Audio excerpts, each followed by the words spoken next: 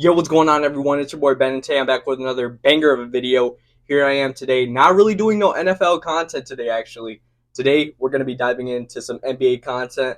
Well, really getting into the news that broke yesterday at like 7:30, 8-ish, that basically Shams Charania reported that Pascal Siakam is nearly about to get traded to the Indiana Pacers.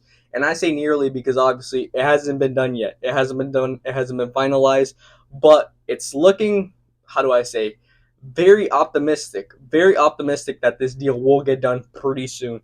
And let's get into it. So at first, I'm thinking, okay, in my head, what will the Pacers give up? What will the Pacers give up to the Raptors for Pascal Siakam? I know Pascal Siakam, if it's this upcoming offseason or next upcoming offseason, that he will enter free agency, but obviously I had that in the back of my head. And I'm thinking, okay, obviously they're going to have to give up some picks.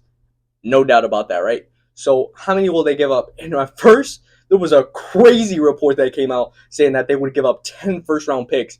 I was like, what? No way. I basically went crazy thinking that shit was true.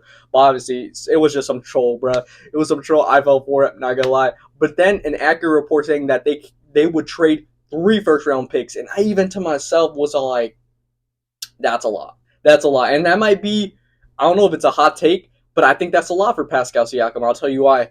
I overall feel like it could turn out to be one of those Nets and Celtics trade situations. Do you guys remember when the Nets got Kevin Garnett?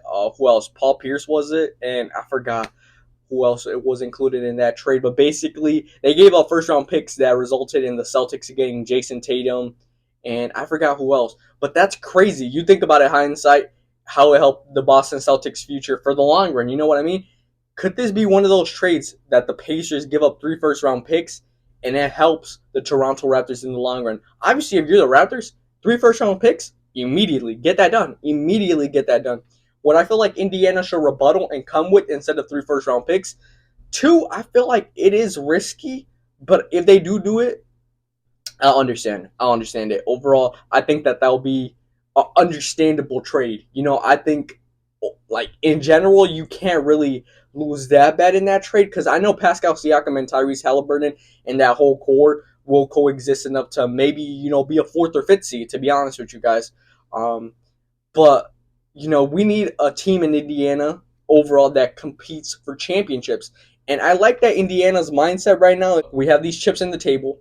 And right now, we're going to go all in, try to build our championship core, and try to compete for a championship. And I like that they're slowly but surely getting to that point. And I think Pascal Siakam being added to the team is a for sure plus. It's a for sure plus because it will help you. Look, what is the player that they're probably going to give up? If you have to think this one through, which I was thinking about it, like at first, I'm not going to lie, I was thinking, could it be a Neesmith or could it be a Benedict Mathurin? But I then thought, like, what if it's Bruce Brown? Like, he hasn't been having the best season. In my opinion, he's been a little bit underperforming, but I get it. His role in Denver was to come off the bench. In Indiana right now, he's currently starting. So, obviously, I know it takes a level of adjustment to get to that point. But he's been a little bit, like, underperforming in my point of view. But there's nothing wrong with that because at the end of the day, I feel like the Toronto Raptors could take him in the trade. Obviously, I know the contract that he signed in the offseason might not be what the Raptors want, but when it comes to a piece in the trade, I feel like they'll end up going with him, to be honest with you, and I think that'll be the best fit, but I guess we'll have to wait and see for that aspect. The picks is what I'm still thinking about in my head, like, damn, how many first-round picks are you actually going to give up for Pascal Siakam? And I was on NBA Twitter, like, all night last night trying to figure out how many picks people were saying were reasonable to give up for Pascal Siakam, and I think one person put it best. I think they said, no matter what, if you give up 2 first-round picks or 3 first-round picks, at the end of the day, well, guys, while editing this video, I realized my mic died. I didn't even know. I thought it was on, to be honest, so we're going to refilm the end part of the video, but just with my mic off, so hopefully you guys can stay with me right there. Like I was saying, at the end of the day, it shows that the Pacers are devoted to getting their guy, and their guy right now in mind to get is Pascal Siakam, and you can't hate them for that. Because they're trying to build a championship team around Tyrese Halliburton, a championship team that could compete for years to come. And I think that should be, like, overall seen as a major plus. It should be seen as a major plus because no matter what, they're trying to do right in this situation. Whether they get it done, which I don't know. I feel like Indiana, we want eyes on us. We want eyes on us so free agents could come and sign with us. Could come sign with us so we could build a better team and keep getting better and better and better. Because if that's what happens and you guys keep showing plus signs, and that just shows a level of like, we got this, we're gonna go for it, and we're gonna try to win at the best of our ability. And I think that's major props to Indiana right now. And I feel like for the Raptors, bro, they're rebuilding and they gotta make sure that this rebuild goes to plan. They gotta make sure this rebuild goes good. So getting 3 first-round picks or even 2 first-round picks, obviously try to get the 3, but if you could get 2, I'd still take it for Pascal Siakam, because at this point in your team, he has use, but not as much use as he would have if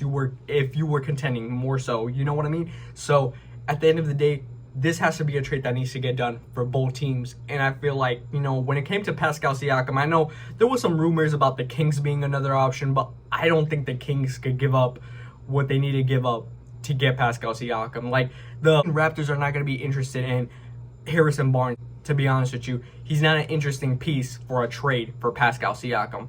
And their picks, you think their picks are going to be useful right now? No, they're a good team. At the end of the day, Indiana's more up in the air of like, oh, playing, but, fighting for a low seed that won't get us into, you know what I mean? Like, they're still fighting, and they're trying to get to a point where they got to get a 4 or 5 seed, to be honest with you. I wouldn't be surprised if this trade gets done within the next week, within this week, or maybe it gets done today. Who knows? But whenever it does get done, we'll be right back here reviewing the trade, reviewing, what was included in the trade package. Obviously, what did Toronto get? Who got finesse? Who got fleeced? I don't know. I feel like the Raptors have a chance to fleece this trade long term, but I feel like if the Pacers somehow bring a championship to Indiana, now with obviously Pascal and Tyrese, you're going to need a little bit more of adjustments and more of an arsenal behind you to, obviously bring a championship to the Pacers. Because keep in mind, the Pacers have gotten 0 championships. Reggie Miller was close. He got into the NBA Finals, but he faced those Shaq and Kobe Lakers, and that was raps. So right now, I feel like the mindset in Indiana right now is, we got to go for it. We got to build a core. We got to build a team, and we got to go for it. Basically, the chips are on the table, and we're trying to cash them in now more than ever. And I feel like that is highly respectable. And shout out to Indiana Pacers for doing so, because I feel like at the end of the day, they have the mindset on, look, we're going for it, and nothing's stopping us. And the Toronto Raptors, I feel like their mindset right now should be, look, we're going to make sure our rebuild is good, so long term, we're going to be better than any other team in the league. Look, I know the Raptors got their championship in 2019. Clearly focused on their future with, obviously, Scotty Barnes, Emmanuel Quickley, and RJ Barrett. So they're focused on building a team that could help them compete, not anytime soon, but more so in the future. But gotta be their point of view right now, getting as much draft capital as possible to make sure they load up that team for when it's time to compete. There's no excuses, and they go for it. But yeah, other than that, it's been your boy Ben, and catch you guys on the Flippity Flip, boys.